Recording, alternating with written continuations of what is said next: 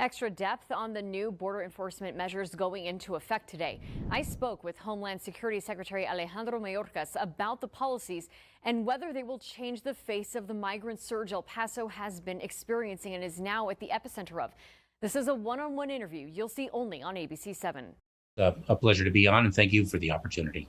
So first of all, I saw the updated enforcement for immigration that was released today by the Department of Homeland Security. Can you put into layman's terms what this means, especially for people here in El Paso who've been seeing a surge of migrants? We expect a decrease in the number of individuals encountered, not just on the border near El Paso, but elsewhere along the southwest border. We are building on the success of the program that we built for Venezuelan nationals, where we saw a 90% decrease in the number of encounters of Venezuelans at our southern border. What we are doing is we are providing a safe and orderly way for people to reach the United States, cutting out the smuggling organizations, and delivering consequences for people who arrive in between the ports of entry and have not taken advantage of the lawful pathways that we have built for them.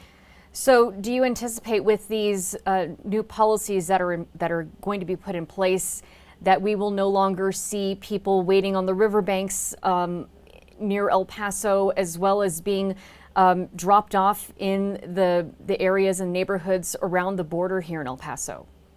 That is certainly our plan. That is certainly our intention.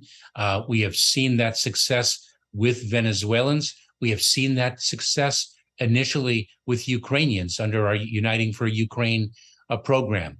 It is not only a parole program that we have extended to Haitians, Nicaraguans, Cubans, Venezuelans, but we also have a phone application, CBP-1, that allows migrants to make appointments at ports of entry so that they can arrive at a port of entry in an orderly way at a pre-designated date and time, and avoid the encounters of irregular migration in between the ports of entry that the residents of El Paso have seen so markedly over the last few weeks. In addition, we will be issuing with the Department of Justice a regulation that provides that individuals who do not take advantage of the lawful pathways that we are providing for them and that have not sought asylum in countries through which they have traveled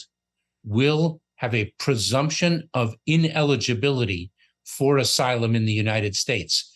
We are building lawful pathways and imposing consequences when people do not take advantage of those lawful pathways. Would you call this, just part of it, part of the solution? What is comprehensive immigration reform? Let me say this. Everyone is in agreement, Stephanie, that our immigration system has long been broken and needs to be fixed.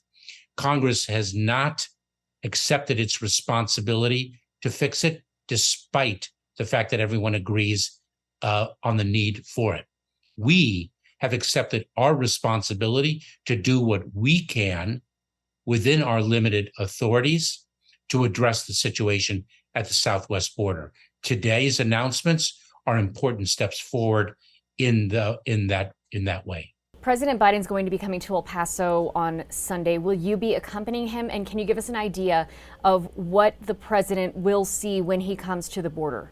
Well, I won't speak to the president's specific plans, but I'm very proud to join the president in El Paso this weekend. I was in El Paso but a few weeks ago, and quite frankly, I've made now close to 20 trips to the southern border in my role currently, and previously as the Deputy Secretary of Homeland Security.